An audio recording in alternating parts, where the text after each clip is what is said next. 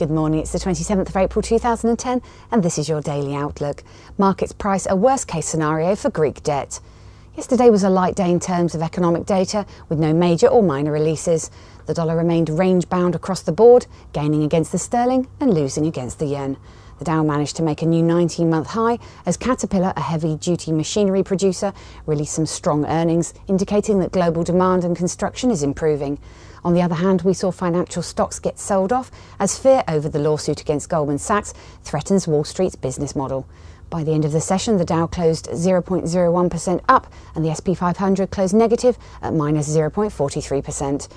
US 2-year yields traded from 0.96% to 1.09% and the dollar-yen made new highs at 94.33. In Europe yesterday, we saw Greece officially request an activation of the EU IMF bailout package. Now the focus turns to the required hurdles of each individual member state to approve the package, with some fears that certain member states may delay the process. Despite the high likelihood of activating the package, we see the 10-year benchmark spread of Greek bonds over German bunds trade at a staggering 629 base points. 2-year Greek bonds are currently yielding 13%, and we saw contagion fears spread to Portugal, Spain and Ireland as their own individual 10-year benchmark spreads made new highs. Overall, we note that short positions in the euro have increased dramatically, which implies a possible quick bounce back once the package is approved. The bounce, however, is expected to be short-lived, as longer-term fundamentals may drag European growth for some time to come. Euro-dollar traded between 132.89 and 134.13. Today the market shifts its attention to a number of economic reports. In the UK we'll have CBI distributive trades for April expected at 15. In the US the calendar will include Case-Shiller 20 month-on-month for February expected to drop by 0.1%. We have consumer confidence for April expected at 53.5. We also have Richmond Fed and Midwest MFG for the month of March expected to shed some light on the manufacturing sector.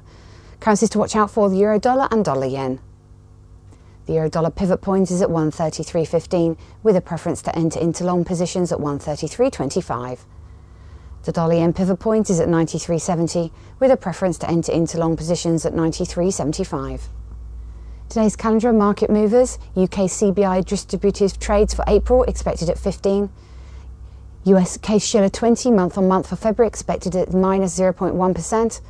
US consumer confidence for April expected at 53.5, and Japan retail sales for March expected at 3.6%.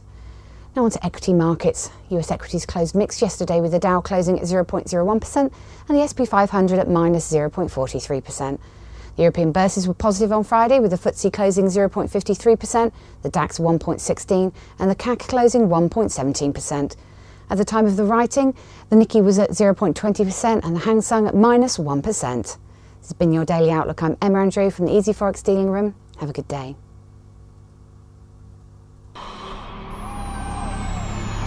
Not only have you found a great place for Forex news, you found a great place to trade it. Registration is easy. Just click Join Now. Membership has its unique benefits, such as the freeze rate, the trade simulator, the inside viewer, and personal dealers. Your personal account manager waiting for you now.